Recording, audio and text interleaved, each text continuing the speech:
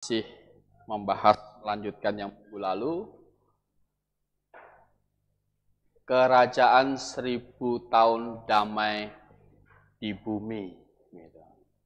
Ya, jadi nanti yang ikut Google Meet, kalau Anda ingin bertanya, nggak usah buka mikrofonnya, Anda cukup chat saja. Jadi silahkan chat, ya, karena kalau mikrofon dibuka nanti ada suara-suara yang bisa mengganggu. Begitu. Jadi kalau ada pertanyaan yang Google Meet, silahkan itu chat saja. Dan yang di sini seperti biasa, ya silahkan tulis tangan, nanti ada mic dan petugas akan memberikan mic begitu. Baik, kita akan melanjutkan pembahasan kita, ya, kerajaan damai 1000 tahun di bumi. Ya. Minggu lalu kita sudah bahas ya. Ya. Ini yang kita bahas, 1000 tahun damai. Ini 1000 tahun, jadi terjadi setelah parusia. Jadi kedatangan Tuhan Yesus yang menjejakkan kaki di Bukit Zaitun. Bagaimana apanya? Apanya ya? Ininya nggak usah disorot. Apanya?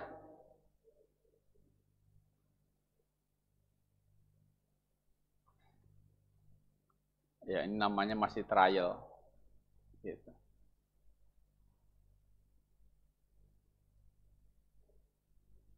Oke. Ya. Kamera cukup menyorot saya saja, Rio ya. Ya, ini yang kita bahas, 1000 tahun di sini terjadi setelah parusia. Dan memang ini kemarin ada yang bertanya ini faktual apa tidak, ya ini memang nyata. 1000 tahun manusia, 1000 tahun kita begitu, karena ini adalah kerajaan yang mendunia yang terakhir begitu. Ya. Nah, kemarin kita sudah bahas langit baru dan bumi baru, bahwa pada waktu itu tidak ada lautan, hanya daratan saja. Jadi langit baru dan bumi baru, dan di dalam langit baru dan bumi baru ini ada Yerusalem baru, begitu. Jadi ini bukan kekekalan, langit baru, bumi baru ini bukan kekekalan, ini adalah masih di bumi. Dan di dalam langit baru, bumi baru, ada Yerusalem baru turun dari surga. Dan ini kelihatannya kotanya kota yang apa? Menggantung begitu. Karena apa? Dasarnya kelihatan. Gitu. Dasar kota ini kelihatan. Itu lapis-lapisnya begitu. Kelihatan. Nah, sekarang kita akan melihat juga bagaimana kondisi di dalam kerajaan itu, di dalam 1000 tahun itu, begitu. Nah, kutuk atas bumi disingkirkan. Ya, kutuk atas bumi disingkirkan. Kita ingat, ini Adam dan Hawa. Mereka pertama diciptakan, itu mereka ditaruh di Taman Eden. Tapi setelah jatuh ke dalam dosa, ini kondisi tanah itu menjadi keras. Gitu. Karena kutuk kepada Adam itu susah payahmu dalam mengolah tanah. Gitu. Jadi berubah. Gitu. Mereka keluar dari Taman Eden, kemudian kondisi tanah dikutuk berubah. Begitu. Menjadi susah bagi mereka. Begitu. Nah, mereka keluar. Nah, tetapi nanti di dalam langit baru, bumi baru itu kutuk ini disingkirkan. Coba kita lihat nats Alkitab Yesaya pasal 11.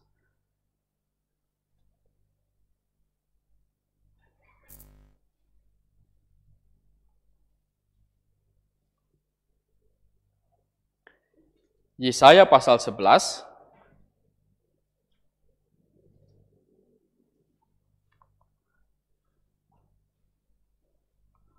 ini judul lembaga Alkitab kita itu mengatakan Raja Damai yang akan datang.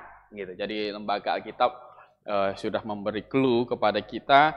Ini adalah perikop yang membicarakan masa kerajaan 1000 tahun itu. Raja Damai yang akan datang. Nah, saya akan membaca dari ayat yang ke-6. Ayat yang ke-6. Sampai dengan yang ke-9, serigala akan tinggal bersama domba, dan macan tutul akan berbaring di samping kambing, anak lembu dan anak singa akan makan rumput bersama-sama, dan seorang anak kecil akan mengiringnya.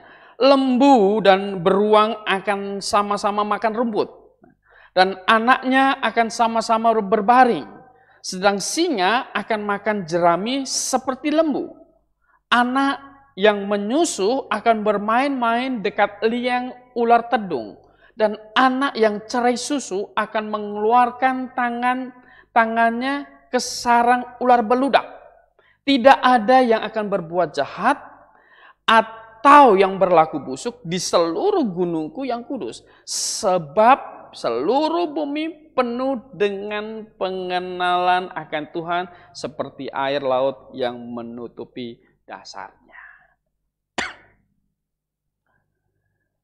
Waktu diciptakan, ini yang menjadi makanan bagi makhluk hidup itu adalah apa? Tumbuhan. Semuanya makan rumput. Singa makan rumput pada waktu itu.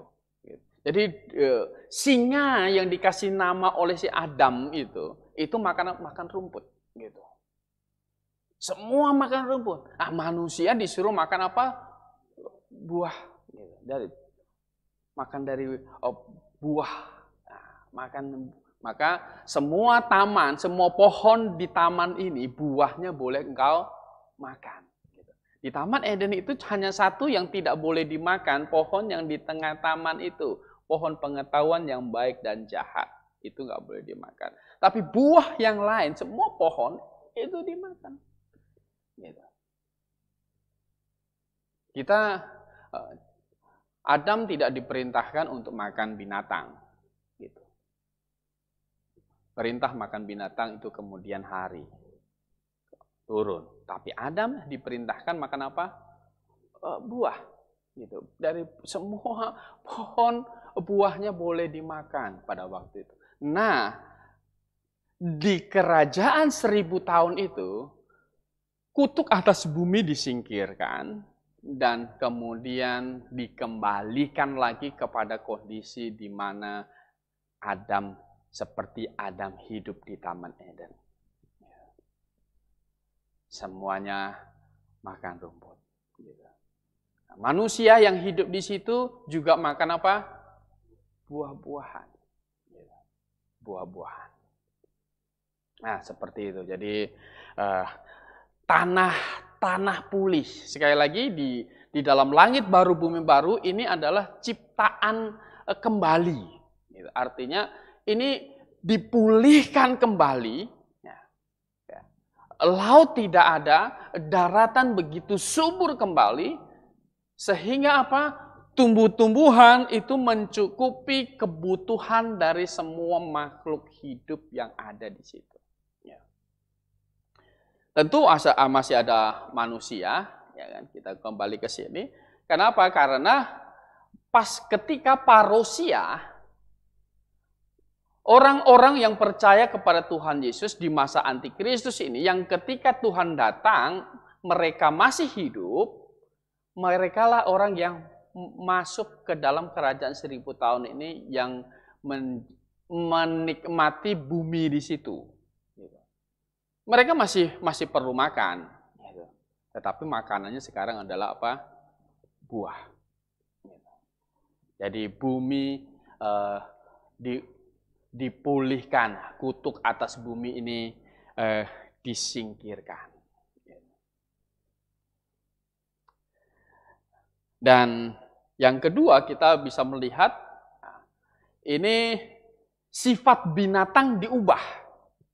Tadi kita sudah membaca, tapi kalau kita membaca lagi Yesaya 65 ayat 25, coba kita baca. Yesaya 65.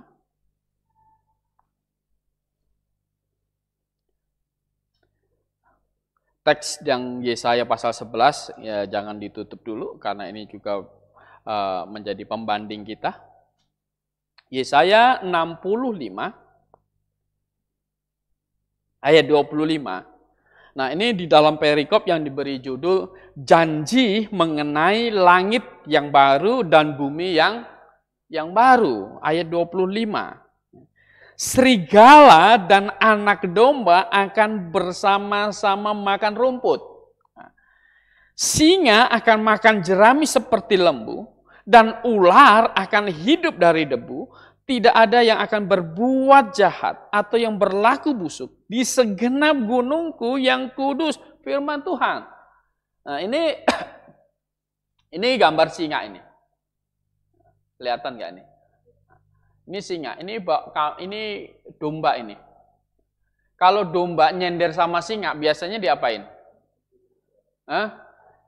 Jangankan nyender. Gitu. Kalau zaman sekarang zebra aja, singa lihat zebra aja dikejar-kejar kan gitu. Jadi diendap-endap, oh, dia kejar gitu. Untuk apa? Untuk dimakan. Gitu. Tetapi nanti singa itu akan dengan lembu, dengan domba begini sama-sama makan rumput. Gitu kan. Gigi singa mungkin udah nggak ada taringnya. Ya kan?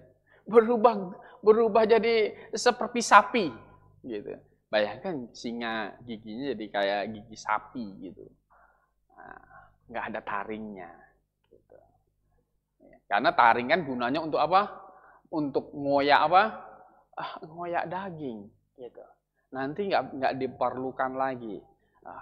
Karena rumput dikunyah-kunyah lama-lama hancur sendiri. Begitu. Nah, kita kembali ke Yesaya pasal 11 tadi. Ini lengkapnya ini. Bagaimana sifat binatang diubah itu. Serigala akan tinggal bersama domba. Macan tutul akan berbaring di samping kambing.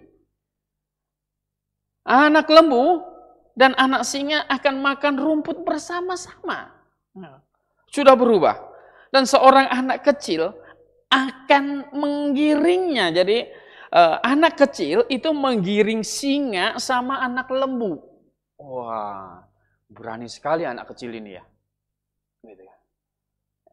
Luar biasa. Semuanya makan rumput. Jinak semua. Persis seperti binatang-binatang di zaman Adam. Maka pada waktu itu di Taman Eden itu Adam dengan gampangnya menamai semua binatang. Semuanya tunduk kepada dia. Semuanya nurut dengan dia. Nah, kondisi pada di dalam langit baru dan bumi baru itu dipulihkan sedemikian rupa. Gitu. Kemudian tadi, lembu dan beruang akan sama-sama makan rumput. Dan anak-anaknya akan sama-sama berbaring, sedang singa akan makan jerami seperti lembu. Anak yang menyusu, gitu kan. Jadi bisa jalan begitu, itu nggak perlu dikhawatirkan lagi, gitu kan. Jadi kita nggak perlu jaga-jaga nanti anak kita dimakan singa, dipatok ular, enggak. Malah di sini apa? Anak yang menyusu akan bermain-main dekat liar ulang tertedung, kobra.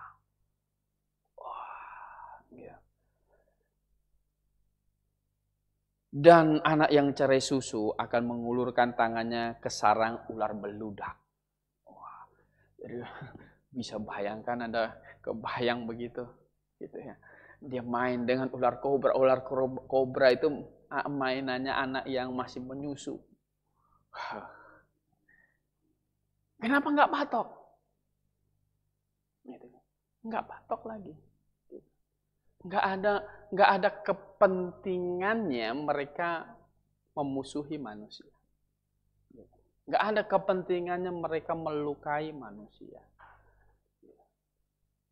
Dan anak-anak itu juga tidak ada kepentingannya untuk memukul memukul binatang itu. Mereka hanya bermain-main saja untuk senang-senang begitu. Dan ya, kita tidak menemukan gambaran seperti ini lagi. Ada singa kelaparan menunggu mangsanya.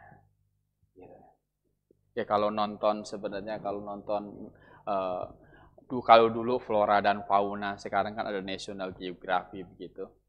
Itu film-film buaya yang di sungai begitu kan, nunggu apa semacam kayak lembu apa hutan apa wildebeest ya itu.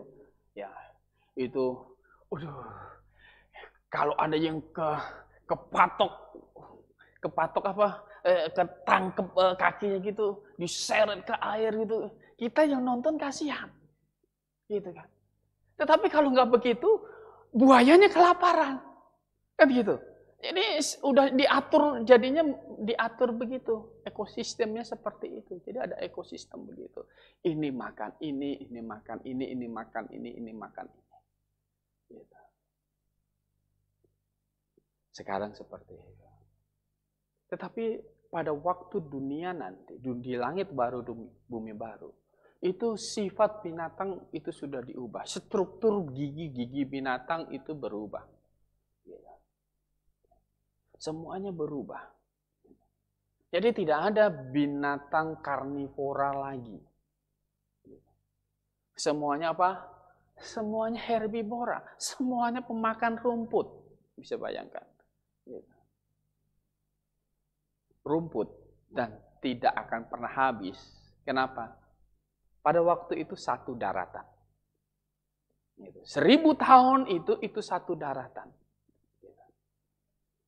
Dunia yang dipulihkan.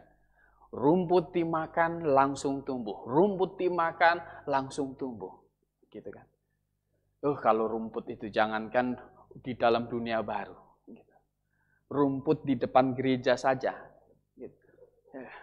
Kita sudah bersihin. Gitu. Sebentar tumbuh lagi. Apalagi musim hujan. Kita bersihin, sebentar tumbuh lagi. Apalagi nanti di dalam dunia baru itu. Di langit bumi, langit baru, bumi baru. Semua dipulihkan. Dan di situ sifat binatang akan berubah. Mereka makan rumput. Jadi sungguh-sungguh damai, tidak ada perang, gitu. Tidak ada saling memangsa antara binatang, tidak ada kepentingannya itu, semuanya makan rumput, gitu. Tidak ada yang bersaing di situ. Dan sifat binatang akan diubah, kutuk sudah tidak ada. Ini usia menjadi panjang. Jadi usia manusia yang masuk ke dalam kerajaan 1000 tahun itu menjadi panjang. Sekali lagi, siapa ini yang panjang? Kalau kita kembali ke yang depan, mereka yang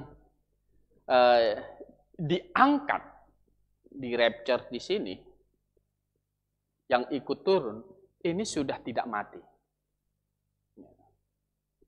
Ini sudah pakai tubuh kebangkitan.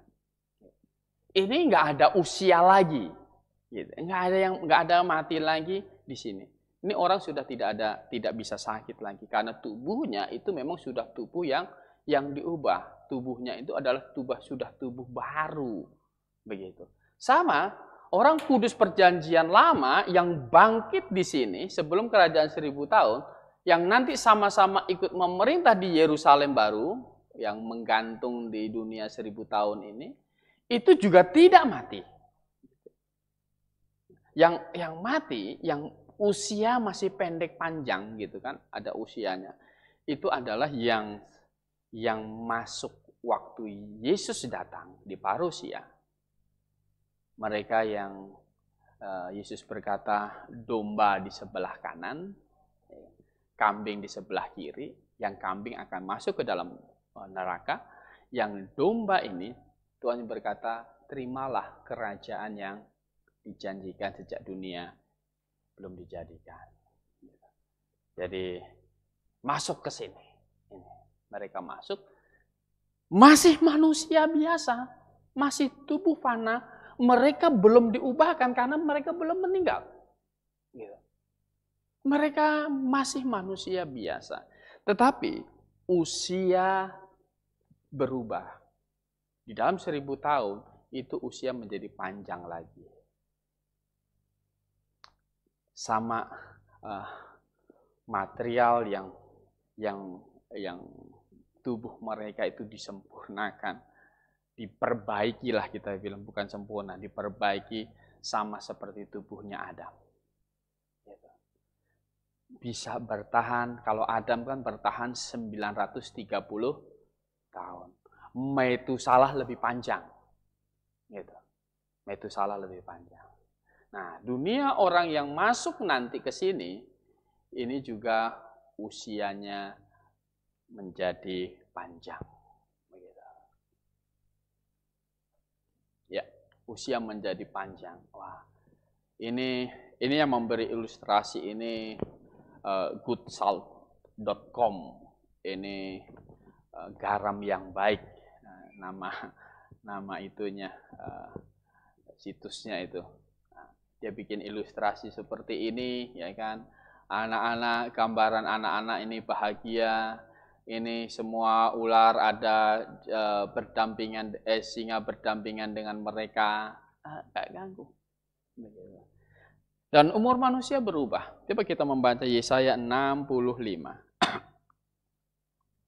Yesaya 65.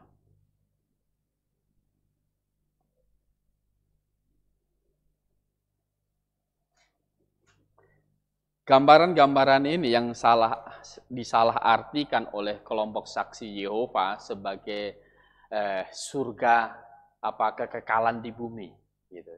Jadi ini bukan kekekalan, tetapi ini masih dunia baru. Langit baru, bumi baru. Yesaya pasal 65. Kembali kita membuka Yesaya 65, tadi kita ayat 25, sekarang kita ayat 20-nya ini. Nah, ini bicara mengenai janji, mengenai langit yang baru dan bumi yang baru. Ayat 20. Di situ tidak akan ada lagi bayi yang hanya hidup beberapa hari. Kalau sekarang banyak nggak? Banyak. Sekarang ada yang meninggal di perut. Keguguran. Kita dapat berita duka kemarin, istri dari penginjil Markus keguguran. Ya. Jadi bisa, tetapi pada waktu itu tidak lagi. Di situ tidak ada lagi bayi yang hanya hidup beberapa hari. Atau orang tua yang tidak mencapai umur suntuk. Jadi tua. Nah, tuanya orang di situ itu hidupnya bukan 70 tahun, bukan 80 tahun gitu. Tetapi suntuknya di sini itu udah ratus gitu. 800, 900 begitu mendekati 1000. Gitu. Kenapa bisa memungkinkan seperti itu? Karena nggak ada polusi udara, kan dunia sudah baru. Gitu kan? Semuanya makan rumput, gitu. Manusia juga makan buah-buahan, gitu kan? Nggak ada orang sakit jantung tentunya. Enggak? Kolesterol nggak ada, darah tinggi tidak ada, nggak ada orang sakit diabetes. Ya, sehat. Jadi pada waktu itu usia menjadi panjang. Atau orang tua yang tidak mencapai umur suntuk, sebab siapa yang mati pada umur 100 tahun, katanya, masih akan dianggap muda. Dan kalau yang mati pada umur 100 tahun ini dianggap muda. Dan siapa yang tidak mencapai umur 100 tahun akan dianggap kenapa? Kutuk. Ini udah keterlaluan. Tuhan lihat sampai ke dalam hati orang pada waktu itu. Yang benar-benar keterlaluan. Tuhan langsung hukum, tidak diizinkan lewat dari 100. Wah. Jadi itu kalau mati di umur di bawah 100 tahun dianggap kenapa? Kutuk. Gitu. Kemudian ayat 22. Mereka tidak akan mendirikan sesuatu supaya orang lain mendiaminya. Dan mereka tidak akan menanam sesuatu supaya orang lain memakan buahnya. Sebab umur umatku akan sepanjang umur pohon. Gitu ya. Nah, hari ini ada banyak tanaman yang kita tanam, kitanya nggak nikmatin. Nah, lebih panjang umur pohonnya daripada umur kita. Gitu. Ya ada banyak pohon yang seperti itu. Ya, pohon-pohon yang umurnya panjang. Ya, orang kadang nanam. Kemarin saudara Anderson cerita gaharu, gitu, pohon gaharu. Jadi yang nanam, gitu, itu kalau nanti besar, satu pohon itu bisa 30 juta, 50 juta. Jadi saya kurang tahu, ambil di dalamnya begitu, di dalam batang pohon gaharu itu. Anderson cerita, saya sudah tanam banyak Pak, katanya. Nah gitu. Tapi bisa jadi yang nikmati bukan dia, tapi anaknya dia. Gitu. Ya. Kalau di Sumatera ada pohon kemenyan. Itu juga pohon umurnya panjang.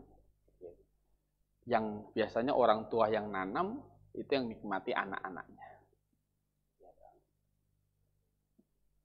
Dan luar biasa pohon kemenyan cuma dengar-dengar cuma ada di dekat kampung istri saya itu. Di tempat lain nggak kedengaran ada pohon kemenyan gitu. Itu ambil getahnya mahal sekali. Tapi yang nikmati bukan yang nanamnya. Tapi pada waktu itu berubah. Umur umatku akan sama dengan umur pohon. Gitu. Kemudian ayat 23. Mereka tidak akan bersusah-susah dengan percuma. Bandingkan dengan Adam dan Hawa ketika jatuh ke dalam dosa. Adam, engkau akan berkeluh kesah. Gitu. Tanah akan menyusahkan engkau akan berpeluh untuk mengusahakannya. Dan kita jadi petani itu, saya pikir susah sekali. Itu di depan, di gereja depan situ ada satu pohon jeruk gitu. Itu istri saya beli dari tahun 2012. Ditaruh di pot kan gak gede-gede. Saya pindahin ke situ jadi gede. Setelah agak besar sebegitu, yang daunnya keriting lah, gitu. Yang ada ulat, ada belalang, ya. Misalnya ini kok daunnya bolong-bolong begitu. Ada ulatnya, ada apa? Ini semuanya hadir setelah Adam dan Hawa jatuh ke dalam dosa. Tapi di dalam langit dan baru bumi baru tadi, itu tidak lagi. Mereka tidak akan bersusah-susah dengan percuma dan tidak akan melahirkan anak yang akan mati mendadak. Sebab mereka itu keturunan orang yang diberkati Tuhan. Mereka adalah keturunan orang yang diberkati Tuhan. Yang waktu Tuhan datang, mereka dikatakan domba, orang benar, taruh di sebelah kanan dia. Mereka adalah keturunan orang yang diberkati Tuhan, diberkati Yehova. Mereka adalah orang benar, mereka adalah orang yang diselamatkan. Tapi keturunan mereka di situ kemudian beranak cucu di situ. Sebab mereka itu keturunan orang yang diberkati Tuhan dan anak cucu mereka ada beserta mereka. Satu ayat lagi, Yesaya pasal 33. Yesaya pasal 33. Lembaga Alkitab kita sebenarnya sudah memberikan keterangan di dalam judul perikop di sini adalah Tuhan adalah penolong dan raja di mana?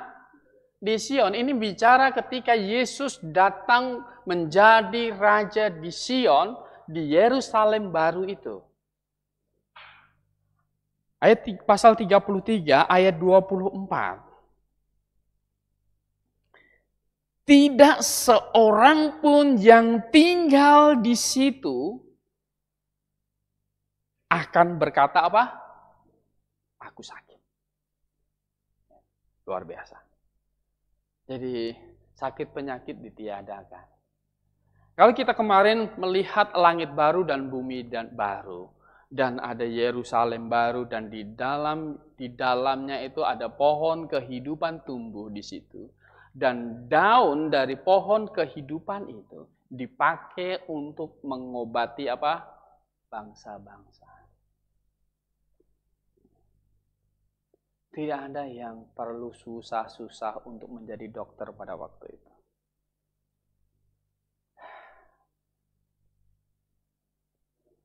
Nggak ada yang sakit lagi. Di situ mereka sudah lihat ya, tabib segala tabib. Wah, kayak kalau orang wah, ya, tabib segala tabib. Yesus Kristus sudah ada di situ. Jadi yang ada di situ katanya tidak seorang pun yang tinggal di situ akan berkata aku sakit. Bapak Ibu yang dikasih dalam Tuhan. Luar biasa dunia yang Tuhan ciptakan pada waktu itu. Jadi kalau Anda sakit gigi, waduh. Wah, enak sekali nanti di dunia langit baru, bumi baru ini. Ya, nggak ada sakit lagi. Nggak ada yang berkata aku sakit gigi gitu kan. Nggak ada lagi. Sehat semuanya. Luar biasa. Nah, kehidupannya seperti itu. Langit baru, bumi baru, ada Yerusalem baru, kutuk di bumi disingkirkan, sifat binatang diubah, usia manusia itu menjadi panjang. Indah dunia itu. Nah, inilah di dalam doa Bapa kami yang Tuhan Yesus ajar kepada murid-muridnya. Berdoalah demikian. Datanglah kerajaan-Mu di bumi seperti di apa? Di surga. Pada waktu ini janji ini adalah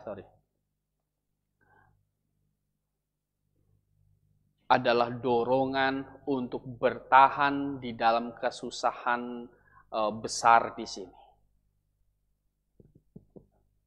Seandainya Israel menerima Yesus Kristus, maka murid-murid langsung Tuhan Yesus itu. Murid-murid langsung Tuhan Yesus, ketika Yesus mati dikubur dan bangkit, dia naik ke surga dan ditinggalkan, maka akan muncullah kerajaan antikristus ini. Maka murid-murid langsung Yesus Kristus akan merasakan dan akan menerapkan doa Bapa kami itu. Mereka dianiaya karena Tuhan. Mereka kesusahan, mereka susah makan. Saat itu pas adalah kondisi yang pas berdoa seperti yang Tuhan pernah ajarkan. Bertahan untuk mendapatkan janji masuk ke dalam kerajaan 1000 tahun ini. Demikian juga kita hari ini. Harusnya segala penderitaan, segala kesusahan, segala kesulitan kita dapat bertahan dengan melihat ada pengangkatan nanti. Ada tubuh yang diubah nanti. Akan bertemu face to face dengan Tuhan nanti. Dan akan memerintah bersama dengan Tuhan 1000 tahun lamanya. Baik, ya, ini luar biasa. Baik, kalau ada pertanyaan, sekali lagi yang di Google Meet, harap chat nanti akan dibacakan. Chat Anda, pertanyaan Anda. Bagi yang Anda yang di sini, silahkan langsung tanya, tunjuk tangan. Dan harap juga yang di Google Meet ya, mungkin bisa kasih evaluasi untuk kita ya, sebagai penyelenggara, sebagai operator ya, supaya nanti seminar kita bisa lebih bagus begitu.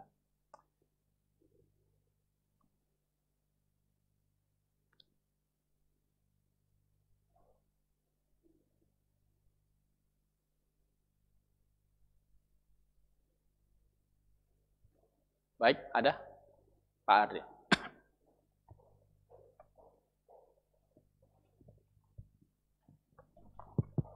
Ya, baik, selamat malam Pak. Ya. Terima kasih untuk penguraiannya Pak. Kalau kita simak ya dari awal, di mana menceritakan tentang 1000 tahun yang bumi baru dan langit baru, itu sangat indah ya Pak. Sesuatu yang sangat yang dijembatkan manusia saat ini gitu kan. Dan itu sudah ada di Alkitab sejak ribuan tahun yang lalu. Tapi kenapa manusia yang ada di bumi ini sulit sekali untuk mengerti itu Pak? Kenapa Pak kira-kira? Sulit untuk mengerti kebenaran ini. Itu. Ya tentu kita kan ada tidak bisa menghilangkan faktor penyesatan. Gitu. Di dalam teologi milenium ini ada teolog yang berpikir mereka punya pandangan amilenium. Ini tidak ada milenium. Ada yang postmilenium. Postmilenium itu Tuhan datang setelah milenium. Jadi ada 1000 tahun damai yang diciptakan manusia, baru nanti Tuhan Yesus akan datang. Gitu. Kalau yang pandangan kita, yang Alkitabiah adalah pre-milenium. Tuhan Yesus datang. Sebelum milenium, Yesuslah yang mendirikan kerajaan milenium itu. Gitu. Sebelum muncul bangsa Israel 1948 dan sebelum Perang Dunia Pertama dan Perang Dunia Kedua, pandangan post-milenium ini banyak dipegang oleh banyak orang Kristen. Bahwa kita harus mendirikan satu dunia damai sekian tahun, sekian ribu tahun. Baru nanti Tuhan akan datang. Gitu mereka punya pemikiran. Ternyata ada Perang Dunia Pertama, Perang Dunia Kedua. Dan akhirnya pandangan post-millennium ini hilang. Dan akhirnya yang tadinya post-millennium jadinya malah amillennium. Enggak ada lah kerajaan 1000 tahun. Gitu. Enggak ada itu. Gitu. Mereka bukan mau belajar dari Alkitab. Gitu kan. Lihat tanda-tanda. Gitu kan. Bahwa Yesus, kerajaan ini memang yang Tuhan Yesus dirikan, gitu, bukan manusia yang dirikan. Harusnya mereka beralih ke Alkitab malah ya udah nggak ada milenium sama sekali. Begitu. Gitu. Ya kan? Jadi ada faktor penyesatan tentu. Seperti itu. Lembaga Alkitab saja sudah kasih kepala judulnya kan gitu tadi kan, gitu kan. Sub judulnya ini kan sudah dikasih tahu sebenarnya. Ya. Tetapi kalau pikirannya memang nggak ada milenium, ya mau kasih judulnya juga mereka ya tetap nggak ada. Gitu. Ya seperti itu. Jadi ada faktor penyesatan seperti itu. Oke. Ada pertanyaan lagi Pak dari Pak Sucipto. Apakah bahasa kembali menjadi hanya satu? Apakah akan ada teknologi? Kurang jelas. Coba. Pertanyaan pertama, apakah bahasa kembali menjadi hanya satu? Apakah? Bahasa kembali menjadi hanya satu. Gitu. Jadi bahasanya jadi universal Pak gitu, jadi satu aja gitu. Bahasanya jadi satu. Oh bahasa, iya. Bahasa. Iyalah bahasa jadi satu. Terus pertanyaan kedua, apakah akan ada teknologi? Perkembangan maksudnya itu. Oh, saya pikir nggak ada teknologi gitu. Kenapa? Karena kan kita tinggal metik buah gitu, perlu teknologi apa? Gitu kan. Jadi nggak ada teknologi gitu. Bisa bayangkan gambaran bagaimana Adam gitu. Kita ini perlu teknologi, ya kan? Ya kan? Karena apa? Karena ya misalnya apa? Untuk teknologi pertanian, ya kan? Untuk menyuburkan gitu, irigasi. Pada waktu itu nggak diperlukan lagi. Gitu. Semua manusia hanya makan buah-buahan seperti yang ditetapkan kepada Adam bahwa semua pohon ini yang menjadi makananmu. Gitu. Kita tidak perlu bikin pupuk di situ. Tuhan yang membuat tanah itu subur. Dia sudah menciptakannya baru. Begitu. Dan juga tidak perlu mobil. Nggak perlu pindah-pindah. Gitu. Nggak perlu kapal laut, ya kan? Karena apa? Ya, karena nggak ada lautnya. Gitu. Ya, jadi bayangkan bagaimana Adam tinggal di Taman Eden itu hanya cukup mengolah tanah saja. Nggak ada persaingan nggak? Oh nggak ada. Manusia nggak perlu ada saling iri-irian, nggak ada. Oke? Ada pertanyaan lagi Pak dari Pak Priyono Adi Pranoto. Mengapa tidak semua gereja membahas eskatologi ini? Mengapa tidak semua gereja membahas eskatologi ini? Eskatologi.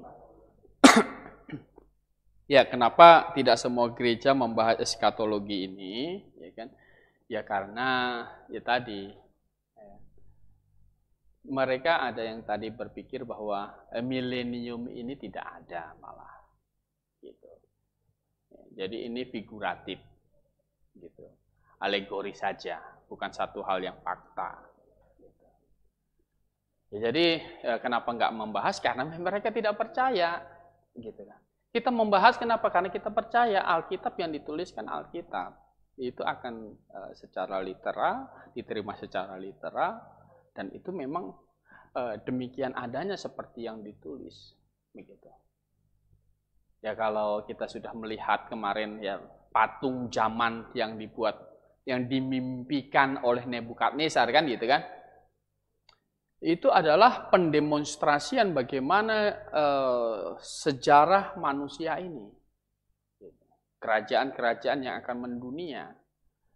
Secara real, Babel yang emas kepala itu ya Babilonia. Sudah terjadi, sudah terjadi. Ada raja fisiknya, ada Nebukadnezar yang mendunia. Media Persia. Ada raja fisiknya yang mendunia, ada. Ketika zaman Koresi, zaman Darius, itu mereka menguasai dunia. Yunani, ada fisik negaranya yang mendunia, kerajaan yang mendunia, ada raja fisiknya, ada.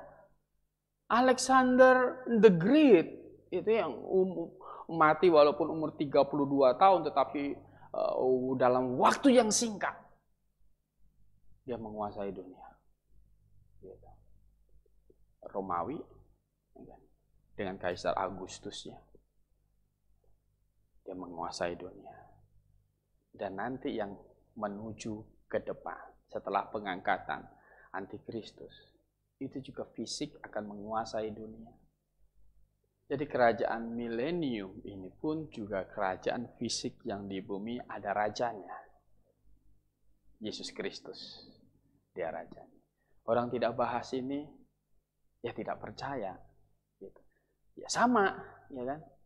Nah, agama lain nggak mungkin membahas tentang Yesus Kristus Juru Selamat kan gitu. Ya karena dia nggak percaya. Gitu. Mereka nggak membahas Yesus itu Tuhan karena mereka nggak percaya. Jadi orang tidak membahas ini karena memang tidak percaya. Kita percaya seperti itu. Oke, ya jadi baiknya kita ini dalam beriman jangan karena dogma gereja, ya kan? Tetapi belajarlah dari Alkitab. Gitu. Bacalah, maka kita akan mengerti sebenarnya. Oke, baik. Ya. Kalau tidak ada, kita tutup. Ya, sekali lagi yang mengikuti acara lewat Google Meet, ya tolong infokan ke kami, ya apa kekurangannya dan bagaimana baiknya ke depan. Ya. Ini sekali lagi kita akan nanti tanggal 19 Oktober direncanakan kita akan buat seminar via Google Meet. Gitu. Jadi orang perlu mendaftar supaya kita nanti tahu juga seperti itu. Kalau mau ikut di Google Meet berarti tidak disediakan makanan.